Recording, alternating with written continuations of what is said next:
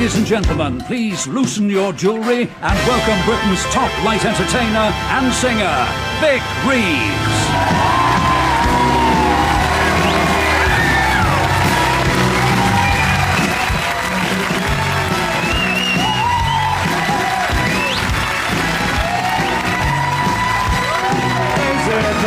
To live on your own. No, it's not wrong in your own home. But how can someone like you sing words so sad? Oh, so she, let's take a bow. I kick the ground of the world in the cobblers. Yes, so she, let's take a bow. La la la la la la la la. La la la la la la, yeah! Thank you very much, ladies and gentlemen. Welcome to tonight's Top Entertainment programme.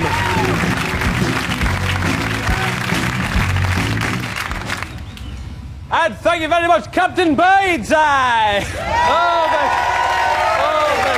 No problem. Oh, hey, thanks. Me and Captain Birdseye just come all the way down from Penzance. It was brilliant, wasn't it? That's right. Hey, thanks very much for helping us press gang them children for next week's voyage. I told you not to mention that, didn't I?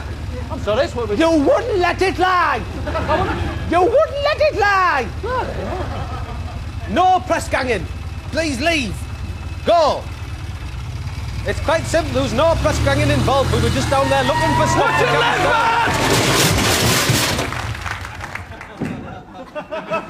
Incident? Well, thank you very much, ladies and gentlemen. You wouldn't believe it backstage just now. Nicholas Witchell, with a barrage balloon sellotaped onto his back, trying to convince all these termites that he was their queen. That they might suckle. You honest, mate? Later on, we got a tramp with a lamp and a little bit of cramp. We were making a smoothie with a floozy and a barrel full of fat. And a man, and he's a very old man, and he will be dismantling a model of the Contiki raft and reconstructing it inside a pickled egg. Tonight. But without any further ado, ladies and gentlemen, let's meet Les!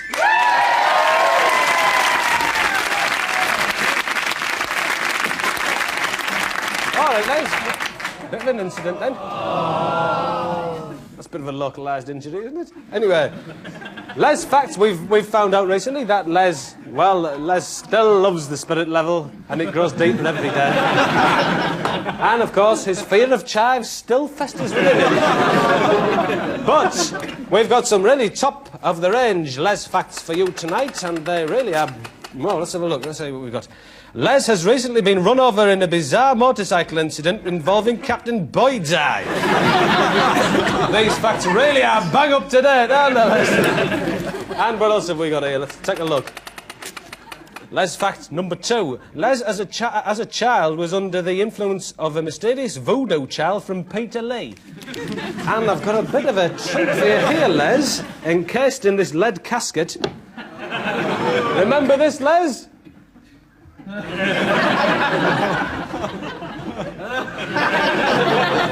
Isn't that extraordinary? All right, thank you very much, Les. See you later. So, anyway, the Horn of Ishtar.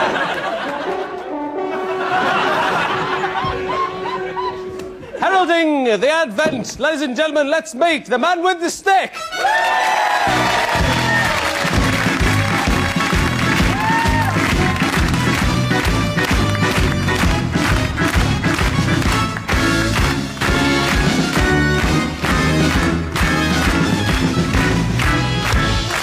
Man with the stick! Hey, Les, I'm so sorry, I didn't realise. But it's all right, you can put him back in the lead casket now. Man with the stick, you going to reveal what's on the end of your stick? I thought as much. No, well, come and join me over here. Let's have a look at your helmet. Right, Jingo, I said, straight to an helmet, that's it, isn't it? What have we got here? Keith Michelle with his foot in a grow bag for good luck. Wing Commander Graham Shaw banging a pheasant. Shouldn't that be bagging a pheasant? Made a little bit of an error there, didn't you? A crusty loaf news one. Let's have a look at the back, yeah? Milli Vanilli trying to create negative gravity in their tights. I remember that occasion. It was on top of the pops, wasn't it? So apparently you've been looking at fishing this week. Fish-stroke fishing, yeah, underwater life and all that. Well, you know, it boggles me. How on earth do they survive underwater? Because you can't breathe, can you? No, well, I can't help you there, Vic, because I've no concept of water. Pastes, residues, resins, brickwork, fine, but I've no concept of water at all. I know exactly. I don't understand. I can't help you there, mate, sorry. Because, like, I mean, you're underwater, you can't talk, so how do they communicate? Oh, they get by all right, but what I found out is that there's reeds and weeds and that, and they'll put a little stone on or a little note, and it'll say, like, good laugh down that tributary there, sort of thing. Or it might say, athletic stadium down that little street. So they'll tag along, you know. Water authority no good in this area? Yeah, keep away. So, well, it sounds like a very dull life to me. No, it's not. So is it true? I've heard this rumor. Is it true that they shed the skins in the winter and become snakes? Vic, I believe that to be true, yeah. I believe that to be the case, yeah. No,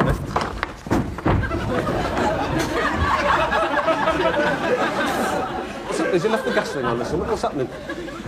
Well, I don't know. You know, me and Judge Pickles are like that. And if anyone else suffers from twisted finger, please write in, because we're starting to form a club, I think, in the near future. Anyway, it's about time to take a trip to Novelty Island.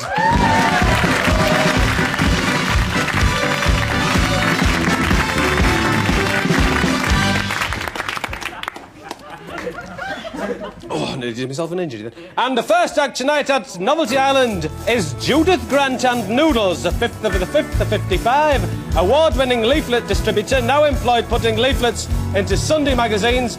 She caught Noodles with a beaker. A beaker, blimey. You know, I used to keep my, I used to drink treetop out of a beaker. It's really delicious. You know, the little orange... Anyway, Judith, what are you going to be doing then with Noodles, your mole? I'm going to put him up the drain pipe and he's going to come out of the top and wave. Brilliant. What a great idea. All right, let's stuff him down the bottom. Let's have a look. Okay. And we can hear him there, can we? Every bloody witch makes me go up this drain pipe, the stupid woman. I'm sick of it. Go up the drain pipe and wave out the top. Well, I'm not coming out. I'm staying here. Hey, hang on, I'll get him up. Where's he? Hiya! Well, isn't that brilliant, ladies and gentlemen? Thank you very much. Have you had your haircut? Yeah, but it's not what I asked for. Very poor. Indeed, yes. I had my haircut, but it wasn't what I asked for, Judith. Still, act number 2 at Novelty Island is Graham Lister, 5th of the 5th, 55. He is the document burner. He enjoys hanging around in post offices, nicking the last leaflets from the rack, and he got the idea for this act when he set fire to Hitler's diaries. So you are a document burner, right? This week I present document burning, Reeves. There is a difference. And you're back here with one of your very poor acts. Very poor if just by a simpleton like yourself, Reeves, if you don't mind. In the past I have burned documents belonging to important people, such as lawyers and doctors and dentists, whom I respect greatly. All right, then you're going to be burning some documents tonight, then, are you, Graham? Yes, I am. I'll commence immediately. All right, then. What you see before you is the CSE certificate belonging to Lloyd Hunnigan. Oh. I don't suppose anyone would miss that, would they?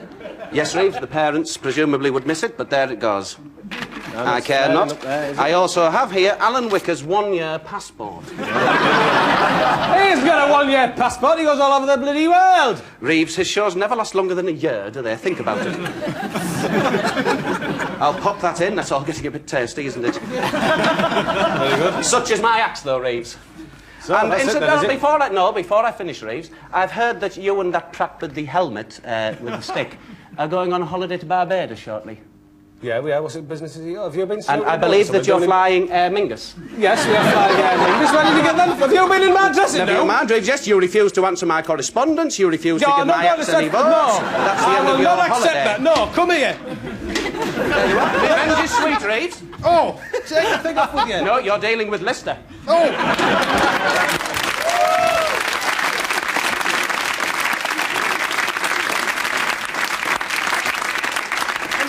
Such a beautiful holiday. Well, there were some of the acts tonight at Novelty Island.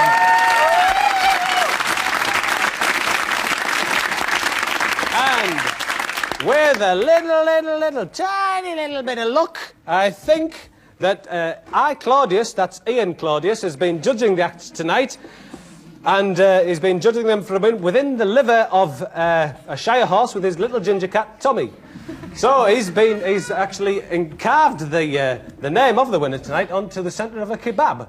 And I think the kebab is probably going to be coming in about now. I'm going to be eating that kebab. Why don't you join me and find out after the break who is the winner tonight at Novelty Island?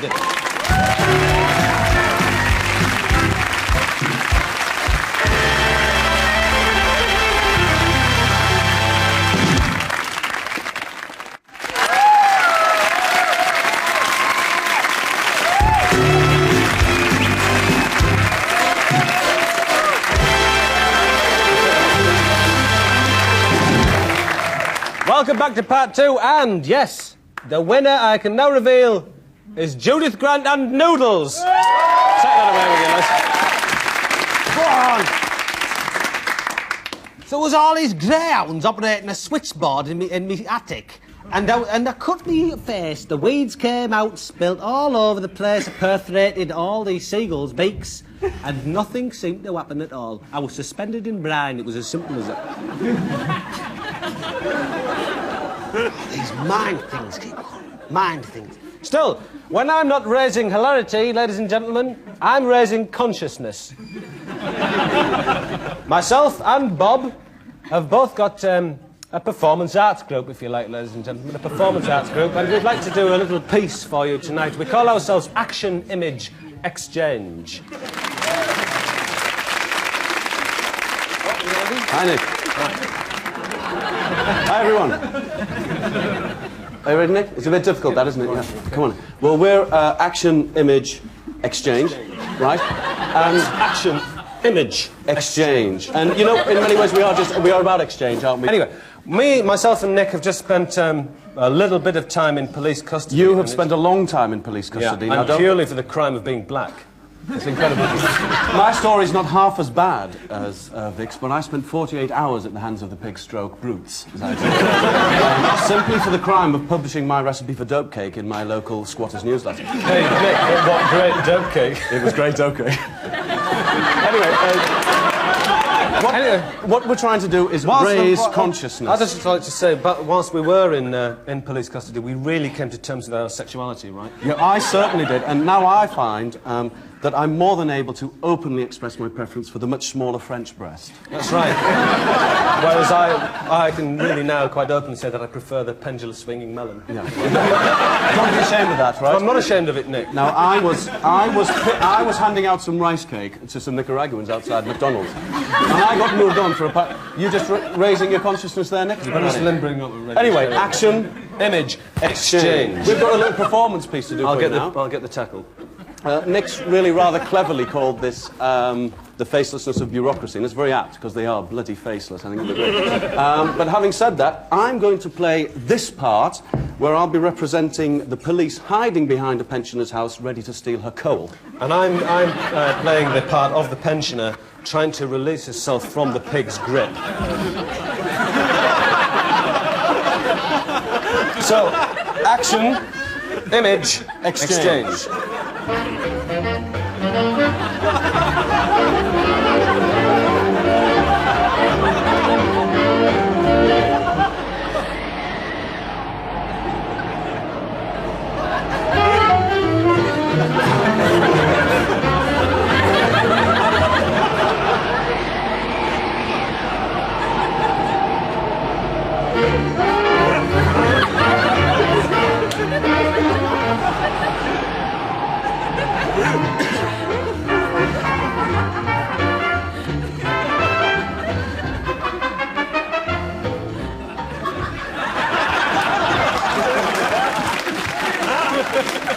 Action Image Exchange, ladies and gentlemen.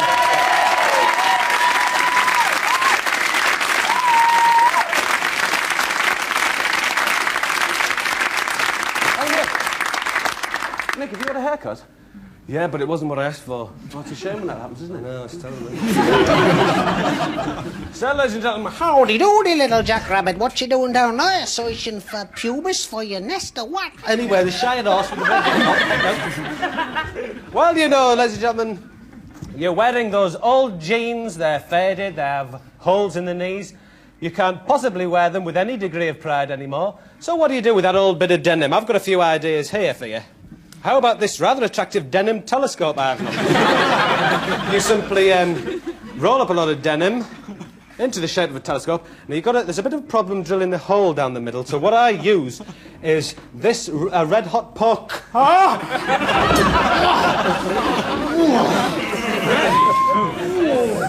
And that really does get quite a good hole down the... Ooh, could you try that out for us, Les? Or another idea you might like to try. You're at the discotheque and you don't really know where to keep your peanuts. So I've made this rather attractive peanut harness. You just pop it around you at the discotheque, and whenever the record's finished and you fancy a bit of a peanut, you can just dip in there. What? And wear it like a bandido, Les. Like a bandido! A bandido! Or another idea, if you're a Catholic who likes to get out and about, how about this portable confession booth? Which I've left here. You simply put a little bit of denim on the top of a clarinet and cut a hole in the middle. You're at the discotheque. You're at the discotheque, you've had a bit of a spillage on the dance floor and you want to confess. So you carry on dancing. You simply unravel it, keep it in your handbag if you like, unravel it, go up to a bouncer and say, I confess I have left a spillage on the dance floor. Can I continue? And the bouncer will no doubt agree, and there you go. You say you've confessed, you're free to do whatever you want. There we are, things you can do with denim.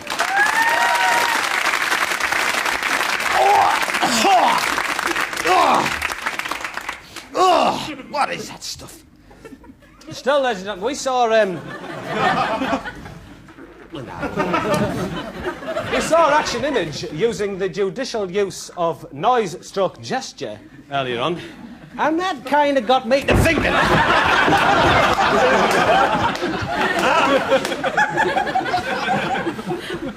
That kind of got me to thinking. How about holding a noise-stroke gesture competition? And who better to ask down than a fellow who knows all about noise-stroke gestures than Professor Bill Peacock?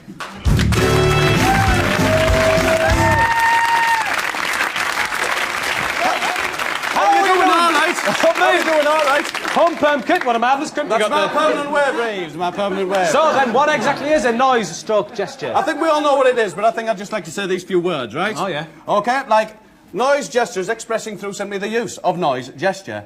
It doesn't need outdated modes of language that don't cross cultural barriers. I think that probably... Come on then, what is it then? Come on, tell me. Try this one. And what's that then? Huh? What is it? That means danger. Planning permission breach at the DIY centre.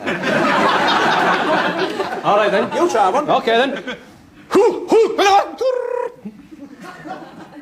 I believe it's still hanging at the Tate Gallery. I'm beginning to see what you're talking about. Just try this. Get it, yeah. Just try this one. Yeah, but it's not what I asked for. So anyway, I'm here to judge a competition. Yeah, well, we needed some competitors. No, we're not. Come on, let's get them competitors up.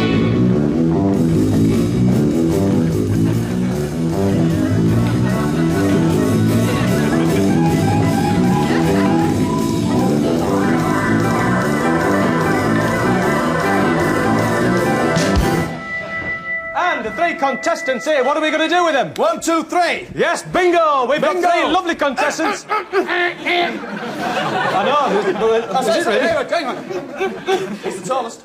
Right, okay, then what are we going to do with them?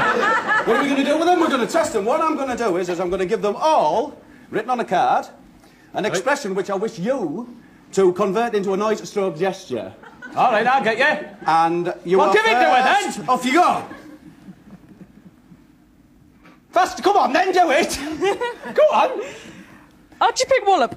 And what was that? Not bad. That was the litmus test has proved positive. And number two. Half bad.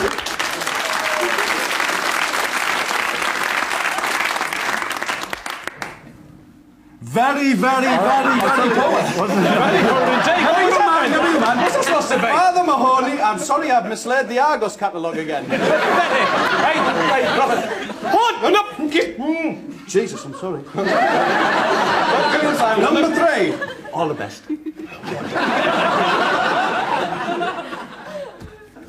And the noise to go with it, come on! Yeah. Yeah, I see it. Now that's interesting. That was the tomato harness has chaffed my stomach. Yes. That's a serious thing. It's very important. Okay then, so... Anyway, before I finally judge, I would just like to hear them all in unison one more time, okay? All right then, come on, all together. Do it until I tell you. Come on! Keep on going. Come on, man! That's the winner! Brilliant! Right, you two go away. Thank you very much. Oh, gorgeous. So, tonight's winner, what's your name, love? Zoe. Zoe, really? Zoe what? Zoe Pay. Really? And you've got a home perm kit, don't you? Oh, gorgeous flaxen hair you've got, Zoe. Is it really? I wonder. So, what do you do for a living, Zoe? I'm a student. Are you really? Oh, I didn't know. I would never have guessed. So, anyway, you've won tonight's prize. Me neither. Oh, you know. Hey! I know it's bad, but, you know, put a lots plaster on it. All right. So, you've won tonight's really top-of-the-range prize, and it's on Les's back there, and if Professor Peacock would like to tell you If I what can it just is... first say, well done. Now, this is the underflapping flapper sack that you find on a pelican. I've always wanted one of them, you know. And inside it is a pipette. And blimey, there's some liquid in there. Yes, and if I'm not mistaken, it's a bit of Eno's residue, isn't it? Well, there's a lot of that about. Bye, Jingo. Hey, Zoe, put it to good use. I may meet you later on, and perhaps we might use it together, eh? So, yeah, big round of applause after Zoe.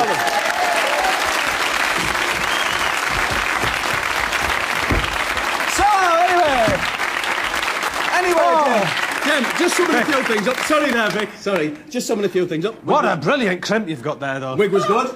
Right? Shoes were good. But your head's too big. Yeah, well, I think your head's too big, or is it that your hair's too small? Oh, your eye's too small in the middle of your large head. Yes, all right. Is your nose overly bruised? Well, you've got a lot of teeth there in a very small area. Anyway, that's the show. Are you coming next week to press gang some children with me, or not?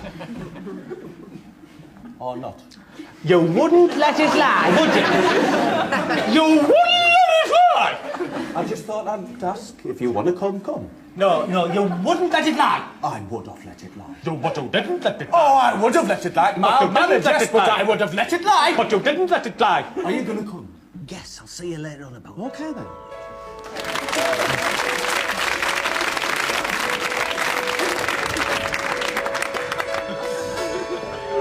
Oh, Mr. Songwriter, write me a song on your trumpet. I'll make it a good song. Also that everyone in the world can sing along. Yeah. Oh, Mr. Make me a